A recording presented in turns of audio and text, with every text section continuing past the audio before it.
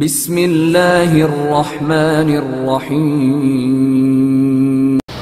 بسم اللہ الرحمن الرحیم العاشرۃ لو اختلفا فی قدر الحق المرہون بہ حلف الراہن علی الاقرب ولو اختلفا فی الرہن والودیعہ حلف المالک۔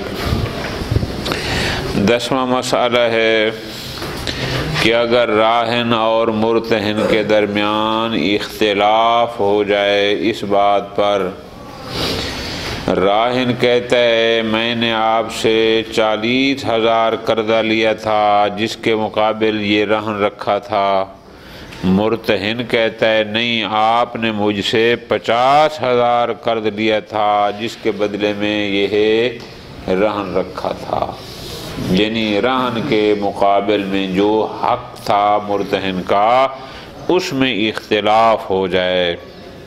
مثال میں نے دی ہے کہ راہن کہتا ہے وہ 40,000 تھا جس کے بدلے میں رہن رکھا ہے، اور مرتہن کہتا ہے کہ وہ مثلاً 50۔ فرماتے ہیں اقرب یہ ہے کہ راہن کا قول مقدم ہوگا، مال حلاف قسم بھی۔ کیوں؟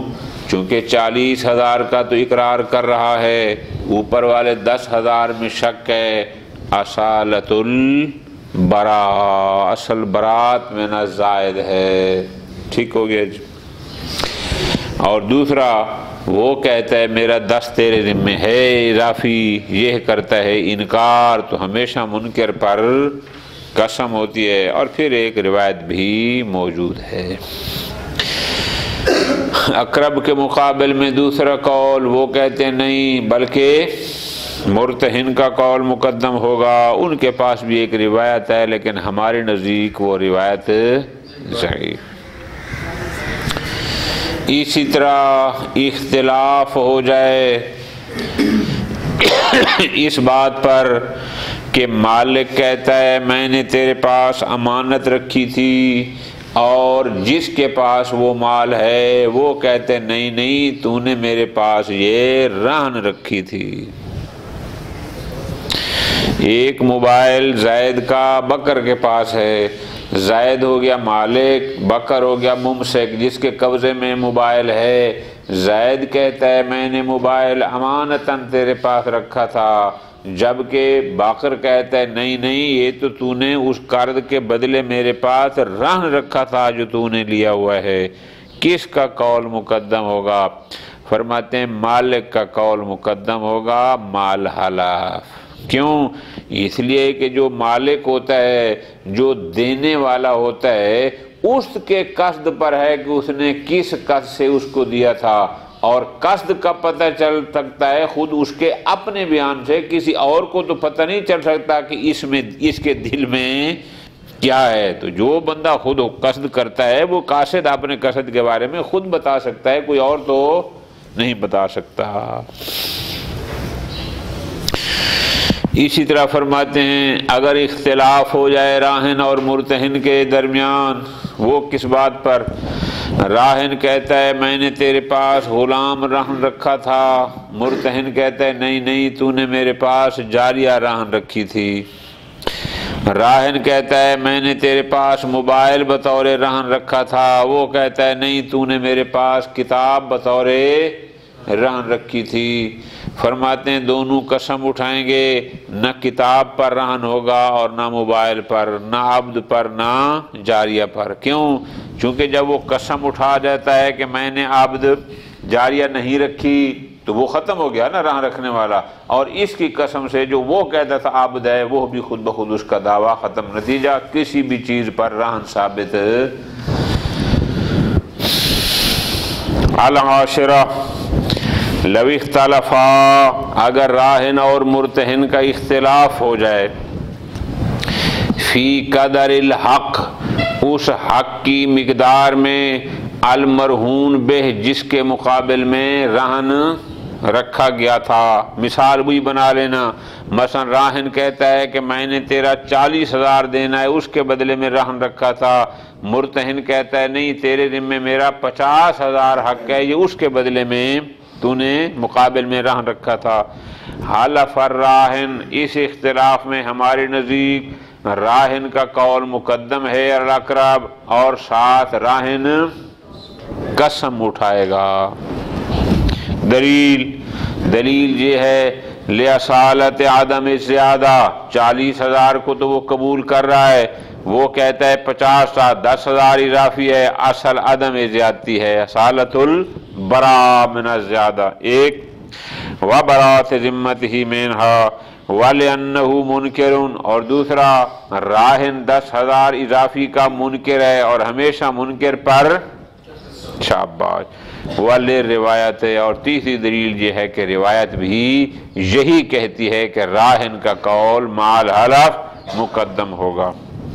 وکیلا، جبکہ مقابل میں اقرب کے مقابل میں دوسرا قول یہ ہے کہ نہیں، قول المرتہن، کہ مرتہن کا قول مقدم ہوگا، استناداً الی روایت ضعیفہ، ان کے پاس بھی روایت ہے لیکن ہمارے کاظم میں وہ روایت شاباش۔ وَلَوْ اخْتَلَفَا فِي الرَّهْنِ وَالْوَدِيَّةِ، اگر مالک اور ممسک کا اختلاف ہو جائے رہن اور ودیہ میں، کیا مطلب؟ بیان قال المالک، کہ جو مال کا مالک ہے وہ کہتے ہوا ودیعۃ، وہ تو میں نے آپ کے پاس ویسے بطور امانت چیز رکھی تھی، اور جس کے پاس ہے ممسک، یعنی جس کے نے اس کو محفوظ کیا ہوا، جس کے پاس ہے وہ کہتا ہے ہوا رہن، نہیں تو نے میرے پاس رہن رکھا تھا۔ فرماتے ہیں یہاں پر بھی حلف المالک، مالک کا قول مقدم ہوگا اور مالک قسم اٹھائے گا، کیوں؟ لِأَصَالَةِ عَدَمِ الرَّهْنِ، اصل عدم رہن ہے، وَلِأَنَّهُ مُنْكِرٌ وَلِرِوَایَتِ صحیحہ، یہ 3 دلیلیں ہیں، نمبر 1 اصل، نمبر 2 اس کا منکر ہونا، نمبر 3 روایت۔ اس کے مقابل میں دوسرا قول وہ کہتے نہیں، یحلف الممسک، جس کے پاس وہ مال ہے جو ممسک ہے اس کا قول مقدم ہوگا اور وہ قسم اٹھائے گا، استناداً الی روایت ضعیفہ۔ 2 نظریے ہو گئے۔ وکیلا، ایک تیسرا قول ہے، وہ ذرا تفصیل کے قائل ہیں۔ اچھا وہ کیا کہتے ہیں؟ بہت توجہ آگا، فرماتے ہیں الممسک ان اعترف لہ المالک بالدین، اگر مالک مال دین کا اعتراف کرتا ہے، یعنی اگر مالک یہ کہتا ہے ہاں میں نے تیرا قرضہ تو دینا ہے لیکن یہ چیز میں نے بطور امانت رکھی تھی، تو پھر قول ہوگا ممسک کا۔ اگر مالک ممسل کے لیے دین کا اعتراف کرتا ہے، یہ کہتے ہیں کہ واقعی میں نے تیرا قرضہ دینا ہے لیکن یہ چیز میں نے بطور امانت رکھی تھی، تو وہ کہتے ہیں اس صورت میں پھر ممسک کا قول مقدم ہوگا۔ والمالک ان انکرہ، لیکن اگر مالک دین کا اعتراف وہ کہتے ہیں میں نے تیرا دینا ہی کچھ نہیں ہے، تو اعتراف رہن کس بات کا، اگر انکار کرتا ہے تو پھر قول مالک ہوگا۔ جمعاً بین الاخبار، چونکہ روایات 2 قسم کی ہیں، کچھ کہتی ہیں ممسک کا قول اور کچھ کہتی ہیں مالک کا، ہم اس طرح جمع کریں گے۔ اور تیسرا وللقرینۃ، اور کرینہ بھی ہے۔ کرینہ کون سا؟ خود اس کا یہ کہنا کہ ہاں میں نے تیرا قرضہ دینا ہے، یہ کرینہ ہے کہ پھر شاید وہ مال بھی بطور رہن ہوگا۔ ختم۔ شہید ثانی فرماتے ہیں، یہ شہید ثانی کی دلیل ہے، اگر مہربانی کرنا اشتباہ نہ ہو۔ شہید ثانی فرماتے ہیں ضعف المقابل یمنع من تخصیص الاکثر، جو مقابل کی دلیل ہے جو ممسک کے حق میں جاتی ہے وہ دلیل ضعیف ہے، اور جو دلیل ضعیف ہوتی ہے وہ کسی صحیح روایت کی مخصص مقید نہیں بن سکتی، لہذا اس جمع کرنے کی کوئی ضرورت ہی نہیں ہے، بس قول مالک ہی مقدم ہوگا مال حالا۔ ٹھیک ہو گیا، 2 اختلاف ہو گئے۔ نمبر 3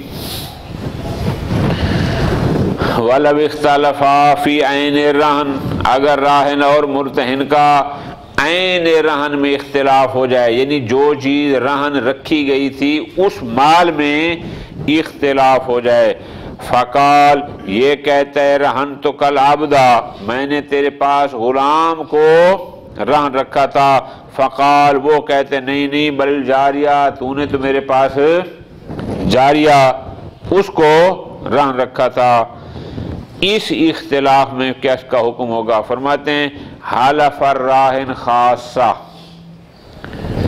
راہن کا قول مقبول ہوگا اور قسم بھی فقط راہن اٹھائے گا۔ اب جب راہن قسم اٹھا دے گا وَبَاطَلَا، یعنی رہن علی العبد بھی باطل اور رہن علی الجاریہ بھی، یعنی گویا دونوں چیزوں پر کوئی رہن ثابت نہیں ہوگا۔ کیوں؟ لِانْتِفَاءِ مَا يَدَّعِيهِ الرَّاهِنُ بِإِنْكَارِ الْمُرْتَهِنِ، بہت توجہ، کیوں؟ چونکہ راہن کہتا ہے میں نے تیرے پاس عبد رہن رکھا تھا، مرتہن کرتا ہے انکار، تو اس کا مطلب ہے مرتہن کے پاس عبد تو ہے ہی نہیں، وہ خود جو انکار کر کے میرے پاس کوئی عبد نامی چیز، عبد رہن نہیں ہے، وہ اس وجہ سے ختم ہو گیا۔ اور جاریہ کیوں نہیں ہے؟ فرماتے ہیں لِأَنَّهُ جَائِزٌ مِنْ قِبَلِهِ، چونکہ اچھا ایک نمبر دو، ایک یہ ہے کہ مرتہن خود انکار کر رہا ہے، دوسرا مرتہن کی طرف سے یہ عقد رہن ہوتا ہے جائز، فَيَبْطُلُ بِإِنْكَارِهِ، لہذا جو ہی وہ انکار کرے گا تو وہ رہن، جب وہ انکار کرتا ہے کہ عبد پر رہن نہیں ہوا تو باطل ہو جائے گا نا، ختم ہو جائے گا۔ لو کان حقا کا پتا وانتفاء ما يدعيه المرتهن، اور جو مرتہن نے کہا تھا کہ تو نے میرے پاس جاریہ راہن میں رکھی تھی، فرماتے ہیں وہ بھی منتفی ہو جائے گی راہن کے قسم اٹھانے کی وجہ سے، لہذا عبد پر رہن اس لیے نہیں ہوگا کہ مرتہن خود اس کو قبول نہیں کرتا، اور جاریہ نہیں ہوگی اس لیے کہ راہن نے جب قسم اٹھا دی تو پھر جاریہ بھی ختم ہو گئی۔ ٹھیک ہو گیا جی، ختم۔ فرماتے ہیں لو کان الرہن مشروطا فی عقد لازم تحالفا، اگر یہ رہن، اور جس میں ان کا اختلاف ہو گیا ہے، اگر یہ رہن کسی عقد لازم میں بطور شرط تھا، عقد کوئی اور ہوا تھا، ایک بیع ہوئی تھی، اس میں شرط تھی کہ یہ عقد ہم تب کرتے ہیں اس کی قیمت اتنی ہوگی بشرط کہ تو فلاں چیز میرے پاس بطور رہن رکھے گا، اب ان کا ہو گیا آپس میں اختلاف، تحالفا، دونوں قسم اٹھائیں گے۔ اچھا کیوں؟ فرماتے ہیں اس لیے لِأَنَّ إِنْكَارَ الْمُرْتَهِنِ هُنَا، چونکہ یہاں جو مرتہن جس چیز کا انکار کر رہا ہے، يَتَعَلَّقُ بِحَقِّ الرَّاهِنِ، اس کا تعلق ہے حق راہن کے ساتھ، یعنی راہن نے جو سمن دینی تھی اس کے ساتھ، گویا کہ اس کی سمن میں فلاں چیز بطور رہن تھی، حیث انہ یدعی، چونکہ مرتہن مدعی ہے، یہ دعویٰ کر رہا ہے عدم الوفاء بشرط، کہ تورے اوپر شرط تھی کہ تو نے فلاں چیز رہن رکھنی ہے اور تو نے وہ شرط پوری نہیں کی، الذی هو رکن من ارکان ذلک العقد، جبکہ اس شرط کو پورا کرنا بھی ارکان عقد میں سے تھا، لہذا فیرجع الاختلاف، نتیجہ یہ ہوگا کہ اگر ان کا رہن میں اختلاف ہوگا تو در حقیقت راہن اور مرتہن کا اختلاف سمن میں ہوگا، کہ وہ کہتا ہے سمن یہ تھی جس میں فلاں چیز رہن رکھی جانی تھی، اور دوسرا کہتا ہے نہیں سمن یہ تھی کہ جس میں فلاں، تو جب اختلاف سمن ہو جائے گا تو پھر تحالف ہوتا ہے، وہاں کسی قول مقدم نہیں ہوتا۔ کیوں؟ فرماتے ہیں اس لیے لِأَنَّ شَرْطَ الرَّهْنِ، چونکہ رہن کی شرط من مکملات ہی، وہ اس عقد لازم کے مکملات میں سے تھی، یعنی وہ عقد لازم پورا ہوتا نہیں تھا جب تک کہ وہ رہن کی شرط اس میں نہ ہو۔ فَقُلٌ يَدَّعِي ثَمَنًا غَيْرَ مَا يَدَّعِي الْآخَرُ، لہذا یہ کہتا ہے کہ فلاں چیز کی ثمن تھی 50,000 پلس عبد کران، وہ کہتا ہے نہیں اس کی ثمن تھی 50,000 پلس جاریہ کران، تو در حقیقت پوری ثمن میں ان کا اختلاف ہو گیا ہے۔ وہ کہتے ہیں 50,000 مال عبد تھا، یہ کہتے ہیں 50,000 مال جاریہ۔ فَإِذَا تَحَالَفَا، اور جب دونوں قسم اٹھا دیں گے، باطل رہن، رہن باطل، وَفَسَخَ الْمُرْتَهِنُ الْعَقْدَ الْمَشْرُوطَ فِيهِ إِنْ شَاءَ، لہذا وہ جس عقد لازم میں رہن کو بطور شرط لیا گیا تھا، اب جب تحالف کے بعد رہن ہو جائے گا باطل، اگر مرتہن چاہے تو اس عقد کو بھی، وہ جس عقد لازم میں رہن کی شرط کیا تھا اس کو بھی وہ فسخ کر سکتا ہے۔ وَلَمْ يُمْكِنْ اسْتِدْرَاكُهُ، اور اب اس کا استدراک یعنی اس رہن جو عقد میں مشروط تھا اگر اس کو حاصل کرنا، اس کو باقی رکھنا ممکن نہ ہو، کیسے؟ کما لو مضى الوقت المحدود لا، انہوں نے عقد کیا تھا یکم تاریخ کو ایک پلاٹ کا کہ میں فلاں پلاٹ تیرے پاس بیچتا ہوں 5 کروڑ میں، لیکن ایک ہفتے کے اندر تو فلاں گاڑی میرے پاس بطور رہن رکھے گا۔ اب اگر ایک ہفتہ گزر گیا ہے تو جو وقت تھا رہن رکھنے کا وہ نہیں ہے، تو اب ظاہر ہے اس عقد کو جو شرط تھی جس میں رہن کی اس کو اب دوبارہ درک کرنا ممکن نہیں رہا۔ وکیلا یقدم قول الراہن، بعض کہتے ہیں نہیں یہاں بھی تحالف نہیں ہے، فقط راہن کا قول ہی مقدم ہوگا، ختم۔ الحادیۃ عشر، لو ادا دینا وعین بہ رہنا، ایک شخص نے دوسرے شخص سے 2-3 مختلف قرضے لیے ہوئے ہیں، ایک موقع پر 20,000 لیا تھا، اس کے بدلے میں ایک رہن رکھا، پھر ایک موقع پر 50,000 لیا، اس کے بدلے میں ایک رہن رکھا، پھر ایک موقع پر 70,000 لیا، اس کے موقع پر اس نے ایک رہن لیا۔ توجہ فرما رہے ہیں نا؟ اب فرماتے ہیں اس کو چاہیے کہ جو دین اس مرتہن کو ادا کرتا ہے ساتھ اس کو بتاتا جائے کہ یہ پہلے والا دین تھا، تاکہ اس کے مقابل کا رہن ختم ہو جائے، یہ دوسرے جو میں نے لیا تھا یہ 20 والا ہے، یہ 50 والا ہے، یہ 70 والا ہے، اگر مختلف تھے، جو دین بھی ادا کرتا ہے اس کو چاہیے اس کو معین کرے، پتہ ہو اس کو کہ یہ کون سا والا دین دیا جا رہا ہے، تاکہ اس کے مقابل میں جو رہن تھا وہ رہن فک ہو جائے، وہ رہن ختم ہو جائے۔ اب فرماتے ہیں اگر اس نے پیسے تو واپس کیے، بہت توجہ آقا جان، لیکن یہ معین نہ کیا کہ یہ میں نے پہلا والا قرضہ دیا تھا یا دوسرا تھا یا تیسرا، بعد میں ہو جاتا ہے اختلاف، یہ کہتا ہے میں نے فلاں قرضے کے جو دیا تھا وہ دیا تھا، لہذا اس کے مقابل میں جو رہن ہے وہ فک ہو گیا، وہ کہتے ہیں نہیں تو نے یہ جو دوسرے نمبر پہ فرض کرو لیا تھا یہ تو اس کے مقابل میں تھا، ایسی صورت میں کیا کریں گے؟ فرماتے ہیں ایسی صورت میں حلف الدافع، جس نے قرض ادا کیا ہے نا در حقیقت اس کا قول مقبول ہوگا، وہ قسم اٹھائے گا، کیوں؟ اس لیے کہ دینے والا اپنے بارے میں جانتا ہے کہ اس نے کس والے قرضے کے قصد سے یہ رقم اس کو واپس کی تھی، آیا وہ پہلے والا تھا یا دوسرا یا تیسرا۔ موضوع سمجھا گیا جان؟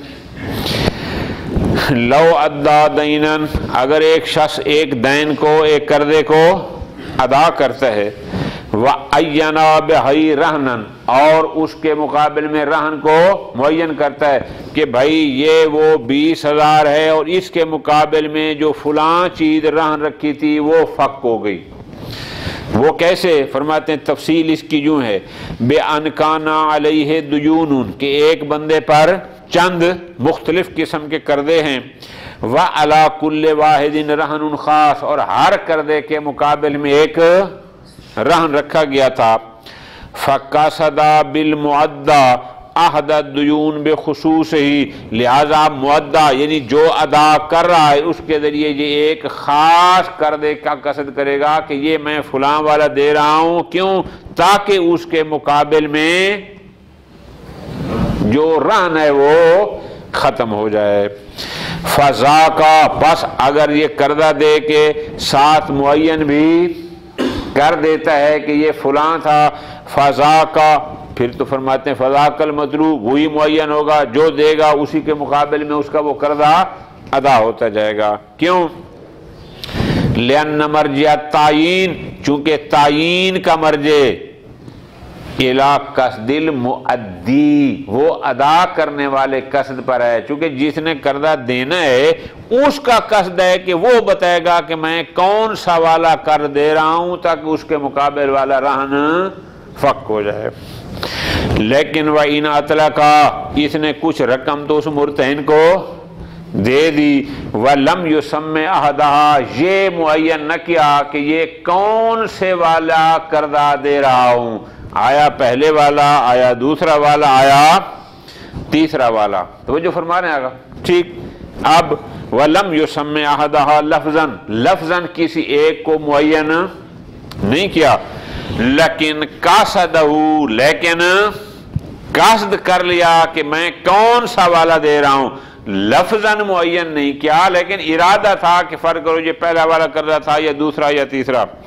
فَتَخَالَفَا فِي الْقَصْدِ، اب اس میں راہن اور مرتہن کا قصد میں ہو گیا اختلاف۔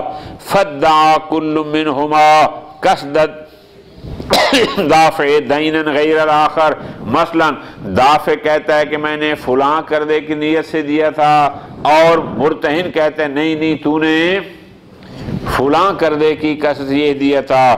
حلف الدافع، فرماتے ہیں جو دینے والا ہے اس کا قول مقبول ہوگا، وہ قسم اٹھائے گا علی مدعا قصدہ، جس قصد کا یہ دافع قصد کر رہا ہے اس پر قسم اٹھائے کہ میں نے فلاں قرضے کی نیت سے یہ والے رقم آپ کو دی تھی، یہ جو ادا کیا تھا۔ کیوں؟ لأن الاعتبار بقصدہ، اس لیے کہ معتبر اسی دافع کا قصد ہوتا ہے، ہوا عالم بے، اور وہی بہتر جانتا ہے کہ وہ کس قرضے کی واپسی کی نیت سے یہ چیز یہ مال ادا کر رہا ہے۔ ختم ہوگی بات۔ وَإِنَّمَا اُحْتِیج إِلَى الْيَمِینِ، جناب اگر معتبر دافع کا قصد ہے اور دافع کا قصد دافع خود جانتا ہے کوئی اور نہیں جانتا، تو پھر اس بیچارے سے قسم کیوں اٹھوا رہے ہیں؟ بس اس کا قول مقبول ہونا چاہیے بغیر قسم کے۔ آپ تو کہہ رہے ہیں کہ قول تو مقبول ہے لیکن وہ قسم بھی اٹھائے، تو پھر قسم اٹھانے کی ضرورت کیوں پیش آ رہی ہے؟ جواب فرماتے ہیں انما احتیج الی الیمین، قسم اٹھانے کی ضرورت اس لیے پیش آ رہی ہے ما نہ مرجع نزاع الی قصد الدافع، حالانکہ نزاع میں قصد دافع کو طرف رجوع کیا جاتا ہے، وہی معیار ہوتا ہے۔ فرماتے ہیں وداول غریم علی علم بے، اور اگر غریم یہ کہے کہ میں جانتا ہوں اس کا قصد کیا تھا، فرماتے ہیں غریم کا یہ دعویٰ کرنا معقول نہیں ہے، لیکن پھر بھی ہم اس سے قسم اٹھوا رہے ہیں۔ کیوں؟ لامکان اطلاع علیہ، ممکن ہے دوسری پارٹی اس کے قصد پر پہلے سے مطلع ہو۔ کیسے؟ بے اقرار القاصد، کہ اس نے خود شاید پہلے اس کے سامنے کہا ہو کہ میں یہ فلاں قرضے کے مقابل میں دے رہا ہوں، اور آج کہتے ہیں نہیں نہیں میرا قصد فلاں نہیں بلکہ، تو اب چونکہ اس قسم کا امکان ہے تو جب قسم اٹھائے گا تو پھر اس امکان کا راستہ رک جائے گا۔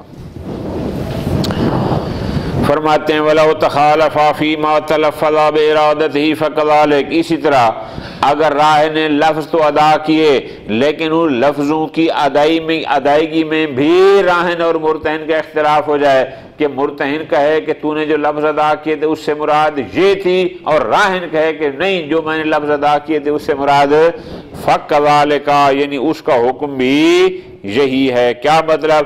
یعنی دافع کیا کرے گا؟ شاباش، قسم اٹھائے گا۔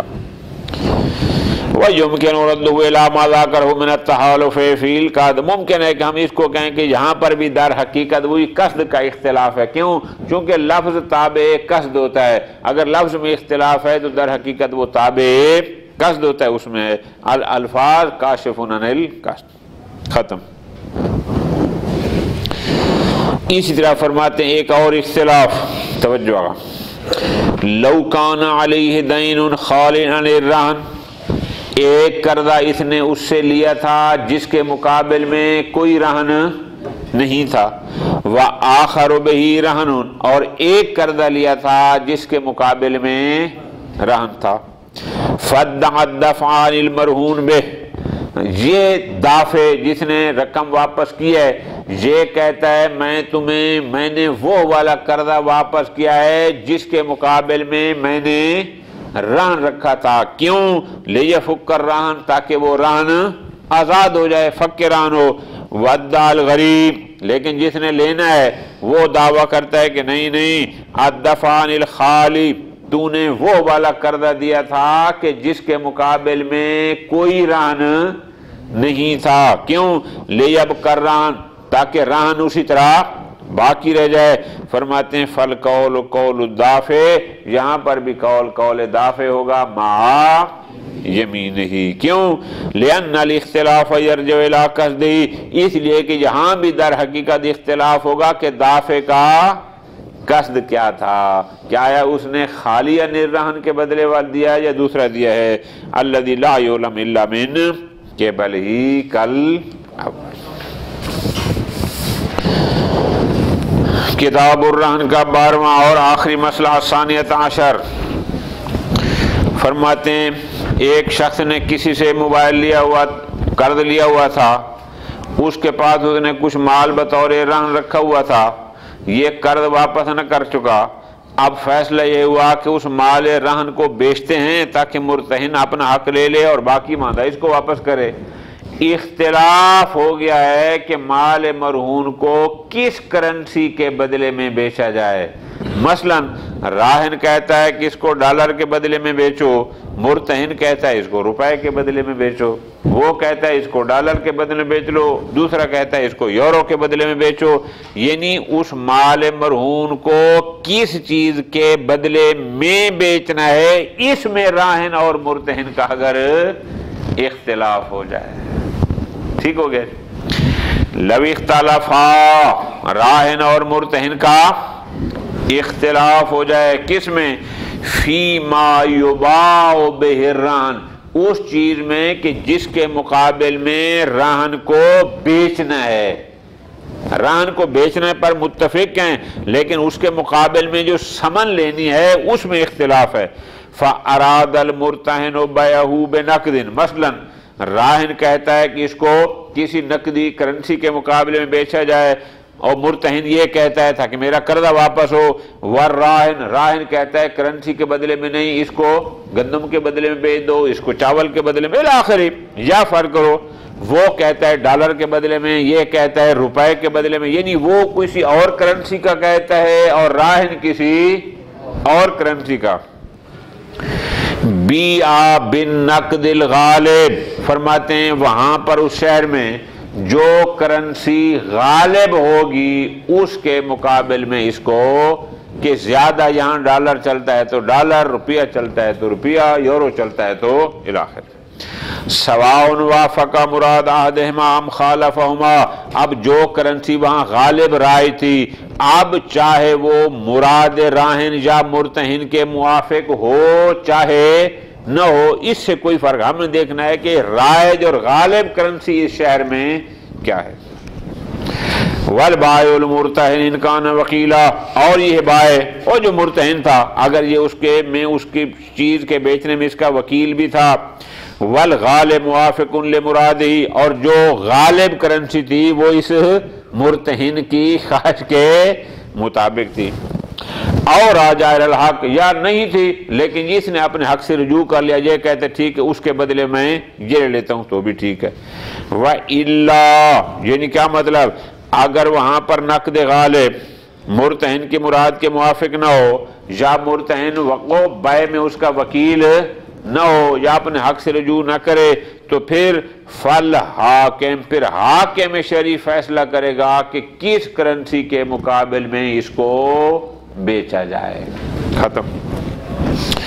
فرماتے ہیں فَإِنْ غَالَبَا نَقْدَانِ، اگر اس شہر میں دو کرنسیاں ہیں جو غالب ہیں، یعنی بالکل برابر 50% لوگ اس کے مقابلے معاملہ کرتے ہیں اور 50% اس کے مقابلے دونوں کرنسیاں چلتی ہیں، بیعا بمشابہ الحق منہما، تو اس مال رہن کو اس کرنسی کے مقابل بیچا جائے گا جو مرتہن کے حق کے مشابہ ہو، اس سے زیادہ ملتی جلتی ہو، قریب قریب ہو، اگر ایسا ہو جائے تو۔ لیکن فَإِنْ بَايَنَهُمَا، لیکن اگر ایسا ہے کہ نہیں، جو دو کرنسیاں غالب ہیں وہ دونوں اس کے حق کے مشابہ نہیں ہیں، عین الحاکم، پھر حاکم معین کرے گا کہ کس کے مقابل میں بیچو، اگر وہ دونوں اس تعین سے امتناع کرتے ہیں۔ یعنی کیا مطلب؟ یعنی اگر راہن اور مرتہن متفق نہ ہو سکے تو پھر حاکم شرعی معین کرے گا کہ اس کو کس کے مقابل میں بیچا جائے۔ ختم۔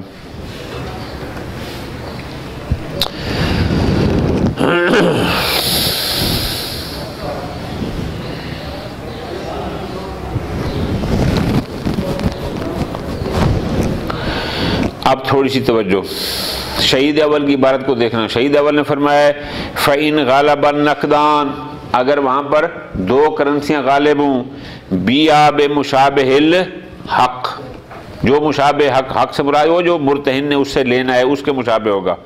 فَإِنْ بَايَنَهُمَا، لیکن اگر حق ان دونوں کرنسیوں سے مختلف ہو، یہ ان میں سے کوئی بھی اس حق کے مشابہ نہیں ہے، تو عین الحاکم، پھر حاکم تعین کرے گا۔ اب فرماتے ہیں اطلاق الحکم بالرجوع الی تعین الحاکم، یہ جو شہید اول نے فرمایا ہے کہ اس تباین کی صورت میں کہ جہاں حق ان دونوں قسم کی کرنسیوں سے مختلف ہو، مباین ہو، تو وہاں رجوع کیا جائے گا حاکم کی طرف کہ حاکم معین کرے یشمل ما لو کان احدہما اقرب الی صرف الحق وعدم، اب چاہے ان میں سے کوئی ایک اس مرتہن کے حق کے قریب ترین ہو چاہے نہ ہو، یعنی ایک اقرب ہے نا کہ اس کو جلدی اس کے حق کے قریب میں دوبارہ تبدیل کیا جا سکتا اور ایک ہے کہ نہیں کیا جا سکتا، دونوں صورتوں میں اس کا مطلب ہے آپ کے نزدیک رجوع کیا جائے گا حاکم کی طرف کہ چاہے ان میں سے ایک کرنسی اقرب ہو حق کے اور چاہے نہ ہو۔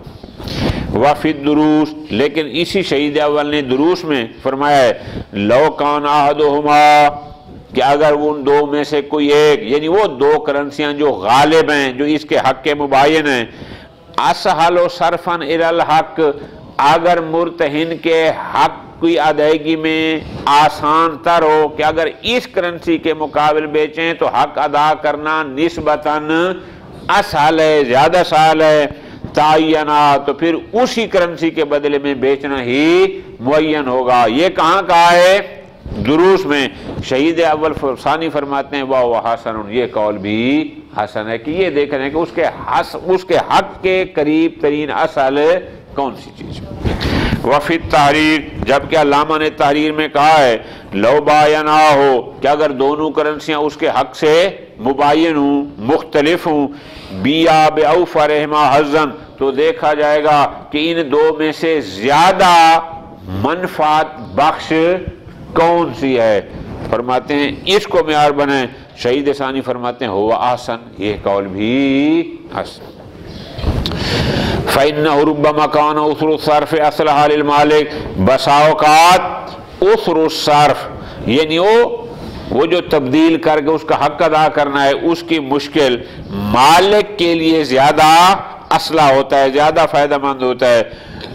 وَحَيْثُ يُبَاعُ بِغَيْرِ مُرَادِهِ، بہرحال جہاں بھی مال مرہون کو اس مراد راہن کے خلاف بیچا جائے گا کہ اس کی مراد کوئی اور تھی اور ہم بیچ رہے ہیں کسی اور چیز کے بدلے میں ینبغی مراعاۃ الحظ لا، تو ہمیں چاہیے کہ ہم راہ ان کی حظ اور فائدے اور مصلحت کی بھی رعایت کریں۔ جیسے دیگر تمام معاملات میں جہاں حاکم شرعی ولی ہوتا ہے اور معاملہ خود کرتا ہے، تو وہاں وہ جو دوسری پارٹی ہے اس کے حظ اور مصلحت اور فائدے کا لحاظ رکھ کے فیصلہ کرتا ہے، یہاں پر بھی وہی کیا جائے گا۔ صلی اللہ علیہ محمد وعلیہ